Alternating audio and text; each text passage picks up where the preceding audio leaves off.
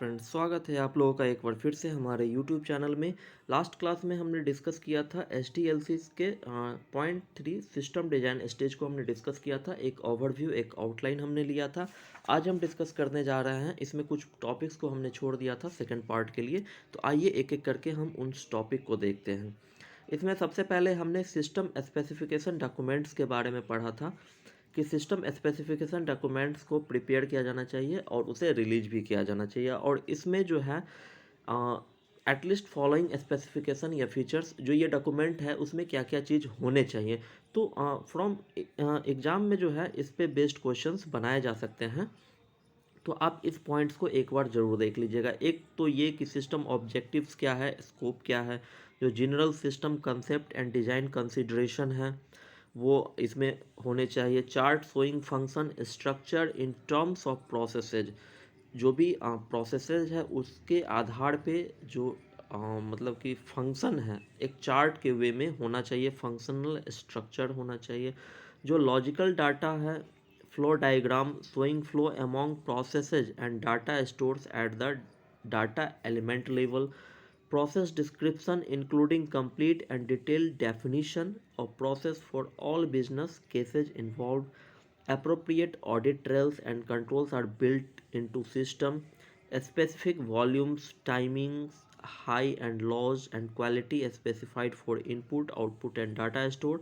And service level complete description of performance requirements. This will used in later stages to confirm the technical feasibility and resources requirement of the system. तो exam में इस तरह के questions पूछे जा सकते हैं कि जैसे सिस्टम स्पेसिफिकेशन डॉक्यूमेंट्स में क्या क्या चीज़ें होनी चाहिए, which of the following has been included in the system specification document. And इस तरीके से भी पूछे जा सकते हैं कि सिस्टम स्पेसिफिकेशन डॉक्यूमेंट किस स्टेज में प्रिपेयर किए जा सकते हैं, किए जाते हैं। तो ये पॉइंट्स आप याद रखेंगे from exam point of view से, इस पे बेस्ड क्वेश्चंस पूछे जा सकते हैं। इसमें से कुछ टॉपिक्स दे देंगे, एक टॉपिक कुछ पॉइंट हटा करके किसी दूसरे का पॉइंट डाल देंगे। तो ये चीज़ आपको from exam point of view से इसको याद रखना है। दूसरा हमने देखा था general design stage status document. हमने लास्ट सेशन में पढ़ा था system specification document, general design stage status document, system processing control specification और उस तरीके के सिमिलर डॉक्यूमेंट, या सिस्टम मैनेजमेंट कंट्रोल स्पेसिफिकेशन। तो ये चीज़ हमने देखा था। एक दूसरा था इसमें हमारा क्या कि डिटेल डिज़ाइन स्टेज है ना। तो इसका एक रोड मैप तैयार होना चाहिए और उसमें एक फॉलोइंग एक्टिविटीज़ उसमें इंक्लूड होने चाहिए। क्या क्या जो डिटेल डिज़ाइन स्टेज है उसमें क्या क्या चीज़ या क्या क्या रोड मैप है उसका, क्या क्या चीज़ उसमें शामिल होने चाहिए। तो डिटेल डिज़ाइन स्टेज में जो डाटा डायरेक्टरी है या डाटा डिक्शनरी या डायरेक्टरी है उसको अपडेट किया जाना चाहिए। Carrying out the final design of all inputs and outputs, जो भी इनपुट्स आउटपुट्स का जो फाइनल डिज़ाइन है उसको कैरी आउट करना। Verification of security concerns having been met, जो सिक्योरिटी कंसर्न्स है वो मीट हो रहा है कि नहीं इसको वेरीफाई करना चाहिए। Need for a detail testing plan, एक डिटेल टेस्टिंग प्लान की नीड की ज़रूरत है कि नहीं है वो चीज़ होना चाहिए। Estimating performance and resource requirement, updating project plans and budget, updating the cost benefit analysis, obtaining management approval, the preliminary plan for implementation stage including the following। ठीक है, तो यहाँ पर क्या चीज़ देखा कि डिटेल डिज़ाइन स्टेज, जो हम डिटेल डिज़ाइन तैयार करेंगे है ना, मतलब कि अभी हम क्या पढ़ रहे हैं, अभी हम सिस्टम डिज़ाइन स्टेज में पढ़ रहे हैं और ये रोड मैप है डिटेल डिज़ाइन स्टेज का। हर स्टेज में जब हम काम करेंगे तो अगले के लिए एक रोड मैप तैयार करेंगे। तो ये जो डिटेल डिज़ाइन स्टेज के लिए जो रोड मैप तैयार होगा उसमें ये सब चीज़ें हैं कि नहीं है वो चीज़ें देखना पड़ेगा। लास्ट में हमने देखा कि preliminary plan for implementation stage, इसके बाद डिटेल डिज़ाइन स्टेज आएगा, फिर इम्प्लीमेंटेशन स्टेज आएगा। तो एक प्रिलिमिनरी प्लान भी होना चाहिए इम्प्लीमेंटेशन स्टेज के लिए, और उसमें क्या चीज़ शामिल होना चाहिए तो उसको देखते हैं। तो उसमें शामिल होना चाहिए identification of manual procedures to be developed, manuals that will be affected, facilities needed, communications needs, training, इन सब चीज़ों की ज़रूरत होती है। ठीक है, तो ये पार्ट है रोड मैप का भी, any update budget and reason for any change. ठीक है, यदि बजट अपडेट हुआ है तो उसके रीजन फॉर चेंज क्या है, यदि शेड्यूल एंड और मतलब कि शेड्यूल यदि अपडेट हुआ है तो उसके रीजन क्या है कोई चेंज के लिए, अपडेट कॉस्ट बेनिफिट एनालिसिस, और उसके बाद रिकमेंडेशन टू कंटिन्यू और डिसकंटिन्यू द प्रोजेक्ट। इसमें रिकमेंडेशन, जो रोड मैप हम नेक्स्ट स्टेज के लिए जाएंगे तो इसमें रिकमेंडेशन भी होना चाहिए। तो ये पॉइंट याद रखेंगे कि हर स्टेज में एक रोड मैप होगा, हर स्टेज में एक अप्रूवल की ज़रूरत होगी कि इसे आगे कंटिन्यू करना है कि नहीं करना है। उसमें हो सकता है कि कंडीशनल एक्सेप्टेंस मिला हो कि हाँ हमें इसे फॉलो अप करना है नेक्स्ट स्टेजेज में। तो ये चीज़ याद रखना पड़ेगा। From exam point of view से इस पे बेस्ड क्वेश्चन पूछे जा सकते हैं कि रोड मैप जो डिटेल डिज़ाइन स्टेज में होते हैं उसमें क्या क्या चीज़ें होनी चाहिए, क्या क्या चीज़ें को देखना चाहिए। तो ये चीज़ें। तीसरा था हमारा सिस्टम प्रोसेसिंग कंट्रोल स्पेसिफिकेशन।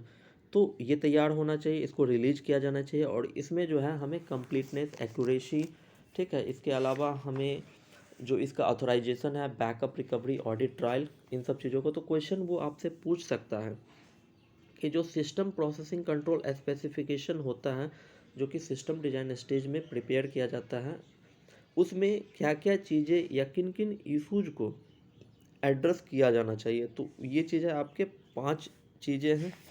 एक कंप्लीटनेस है, एक आपका एक्यूरेसी है, एक ऑथराइजेशन है, एक बैकअप रिकवरी है, और एक ऑडिट ट्रायल है। तो आप इसमें ABC करके इसको याद कर सकते हैं। ठीक है, ए, इसमें 3 चीज़ आ गया, एक B और एक C। ए मतलब हो गया एक्यूरेसी, ए मतलब हो गया ऑथराइजेशन, ए मतलब हो गया ऑडिट ट्रायल, B4 हो गया बैकअप और रिकवरी, और C4 हो गया आपका कंप्लीटनेस। तो ये सब चीज़ एड्रेस होना चाहिए। तो एक क्वेश्चन आप यहाँ से याद कर सकते हैं कि क्या 5 चीज़ें हो गई। ठीक है, ABC करके। अब इसमें आते हैं कि कंप्लीटनेस में क्या चीज़ें होना चाहिए। तो कंप्लीटनेस कहने का मतलब है कि ensuring all data are initially recorded and identified. इसमें ये चीज़ें होना चाहिए। आपसे पूछ सकता है कि कंप्लीटनेस के अंतर्गत क्या क्या चीज़ें को देखना चाहिए, क्या क्या चीज़ होना चाहिए। Control should be established close to the source of the transaction. जो भी कंट्रोल है उसको एस्टेब्लिश किया जाना चाहिए to the source of the transaction. Output should be reconciled to input. जो आउटपुट है वो रिकॉन्साइल्ड हो रहा है इनपुट के साथ। Ensuring that correction for all identifier errors are reentered into the system. The timing of input submission and output distribution should be properly coordinated with processing।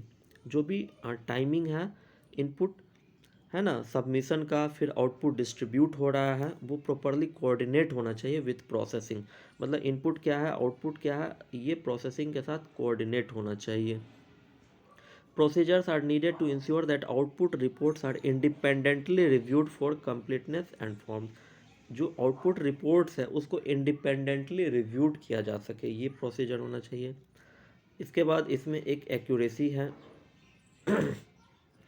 Procedure should exist to prevent errors. ठीक है, in the preparation of input source data and to detect and correct any significant errors that do occur. चूँकि accuracy की बात है तो procedures ऐसे होने चाहिए कि एरर को प्रिवेंट करे, और इसमें जो भी है यदि कोई एरर है तो उसको डिटेक्ट करे, करेक्ट करे, है ना।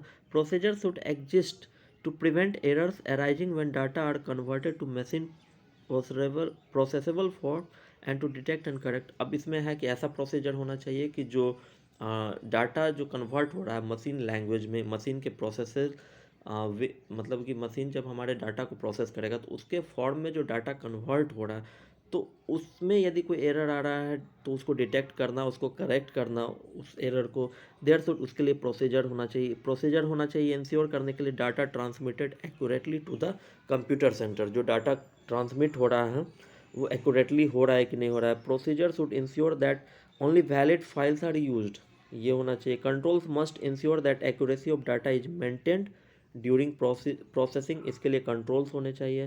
Procedure should ensure that program computation are perform correctly. जो प्रोसीजर होना चाहिए इंश्योर करने के लिए कि जो प्रोग्राम कंप्यूटेशंस हैं, जो भी हमने प्रोसेसिंग में के लिए कंप्यूटेशन का किया है वो करेक्टली परफॉर्म कर रहे हैं कि नहीं कर रहे हैं। There should be a system of control over the physical operation of the computer system, और एक कंट्रोल होना चाहिए over the physical operation of the computer system पर होना चाहिए। ये एक्यूरेसी के लिए है। इसमें procedure should exist to ensure that all significant errors that have identified at various stages in the system have been corrected, re entered and properly. और इसमें यह भी होना चाहिए कि जिस स्टेज में एरर डिटेक्ट हो उसके लिए प्रोसीजर होना चाहिए। ऐसा नहीं कि हमने इनपुट के लिए किया, नहीं, इनपुट आउटपुट प्रोसेसिंग जो भी किसी भी स्टेज में हो तो उसके लिए होना चाहिए, और उसको फिर से रीइंटर्ड करने के लिए, करेक्शन करने के लिए, ये सब चीज़ों का प्रोसीजर होना चाहिए। Procedure are needed to ensure जो भी required output reports are delivered to the proper users department. इसके लिए भी प्रोसीजर होने चाहिए। जो भी आउटपुट रिपोर्ट्स हैं वो प्रॉपर यूजर डिपार्टमेंट्स के पास डिलीवर हो, इसके लिए भी प्रोसीजर्स होने चाहिए। तीसरा है ऑथराइजेशन में क्या क्या चीज़ होना चाहिए, ये इंश्योर करने के लिए that only authorise data is processed, security, privacy, accessibility level classification for data related to the system should be determined and appropriate measures devised to ensure proper storage, transmittal, access, privacy and destruction।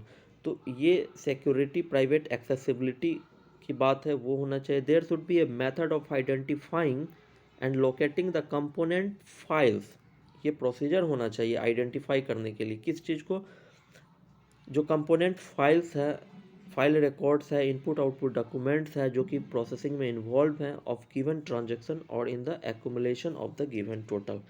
तो ये authorisation में होना चाहिए। एक backup recovery होना चाहिए, इसके लिए प्रोसीजर होना चाहिए। Should be documented and related training plans prepared होने चाहिए। Procedure for data preparation, transcription and data control and output distribution should be documented and related training plans prepared. तो बैकअप रिकवरी में एक तो बैकअप रिकवरी का procedure plan होना चाहिए, related training plans होना चाहिए। जो डाटा प्रिपरेशन है या ट्रांसक्रिप्शन है या डाटा कंट्रोल है या आउटपुट डिस्ट्रीब्यूशन है, इसको भी डॉक्यूमेंट किया जाना चाहिए। ट्रेनिंग प्लान्स जो है वो प्रिपेयर होना चाहिए। और इसमें पांचवा है ऑडिट ट्रायल्स। तो there should be logs to identify and locate the component files, record and input output documents involve in the processing of given transaction और इन द एक्यूमुलेशन। तो एक ऑडिट ट्रायल होना चाहिए कि कब किस फाइल पे क्या काम हुआ है, एक उसका ऑडिट ट्रायल होना चाहिए। तो ये चीज़ था, किस चीज़ से रिलेटेड था, जो हमारा प्रोसेसिंग का है, सिस्टम प्रोसेसिंग कंट्रोल स्पेसिफिकेशन जो डॉक्यूमेंट था उसमें ये सब चीज़ें होनी चाहिए। फॉर्मूला हमने बताया ABC, इसे आप लोग ध्यान में रख लेंगे। और एक लास्ट है हमारा सिस्टम मैनेजमेंट कंट्रोल स्पेसिफिकेशन। तो ये तैयार किया जाना चाहिए, इसको रिलीज किया जाना चाहिए, और इसमें एटलिस्ट ऑफ द फॉलोइंग जो है उसको क्या किया जाना चाहिए, एड्रेस किया जाना चाहिए। ये चीज़ें क्या हैं, इफ़िशियंसी, इफेक्टिवनेस और इकोनॉमी को। तो इफ़िशियंसी कहने का मतलब कि there should be a standard और set of standards to determine system efficiency, है ना। जो सिस्टम इफ़िशियंसी डिटरमाइन करने के लिए स्टैंडर्ड या सेट ऑफ स्टैंडर्ड होना चाहिए। Should be mechanism to compare performance with standards and to report variance, एक मैकेनिज्म होना चाहिए परफॉर्मेंस को कंपेयर करने के लिए अकॉर्डिंग टू द स्टैंडर्ड्स, और उसमें कोई वेरिएंस है तो उसके लिए मैकेनिज्म होना चाहिए वो रिपोर्ट करने के लिए। There should be procedure for managers to follow up on variance, और कोई वेरिएंस है तो उसके लिए प्रोसीजर होना चाहिए ताकि जो मैनेजमेंट है वो फॉलो अप कर सके उस वेरिएंस पे from standard for according action taken. Next effectiveness में क्या है कि effectiveness standards for the systems objective should be established. जो हमारा सिस्टम्स ऑब्जेक्टिव है ना, उसके लिए इफेक्टिवनेस स्टैंडर्ड एस्टेब्लिश किया जाना चाहिए। There should be a mechanism to determine जो determine and report situation where system are no longer able to meet their original objective. अब इसमें एक मैकेनिज्म होना चाहिए डिटरमाइन करने के लिए, ये रिपोर्ट करने के लिए कि किस सिचुएशन में हमारा सिस्टम जो है हमारे ऑब्जेक्टिव्स को मीट नहीं कर रहा है। और एक इकोनॉमी है कि management should have formal procedures to review project and their resulting application system regularly for economy. तो इकोनॉमिक पॉइंट ऑफ व्यू से भी मैनेजमेंट के पास एक फॉर्मल प्रोसीजर होना चाहिए कि वो प्रोजेक्ट को रिव्यू कर सके, और जो एप्लीकेशन है वो क्या इकोनॉमिक है कि नहीं, तो इन सब चीज़ों को देखना चाहिए। तो ये आज हमारा पार्ट 2 डिस्कस किया हमने। इसमें जो चीज़ हमने डिस्कस किया वो point exam point of view से इम्पोर्टेंट हो सकते हैं, उस पर बेस्ड क्वेश्चंस पूछे जाते हैं। तो वहाँ से आप इन सब चीज़ों को एक बार फिर से देख लीजिएगा। पार्ट 1 यदि आपने नहीं देखा है तो पार्ट 1 को ज़रूर देख लीजिएगा। कोई इशू हो तो इसमें आप कमेंट में जा कर के कमेंट कर सकते हैं, और हमसे जुड़ने के लिए आप, ये मेरा व्हाट्सएप नंबर है, इस पर आप कमेंट कर सकते हैं, इस पर आप मैसेज कर सकते हैं, ठीक है। टेलीग्राम पे भी है, वहाँ भी आप जुड़ सकते हैं। तो आज का वीडियो कैसा लगा आप इसे ज़रूर कमेंट करिएगा और इसे लाइक शेयर भी करिएगा। आज के लिए इतना ही। जय हिंद। मिलते हैं नेक्स्ट वीडियो में।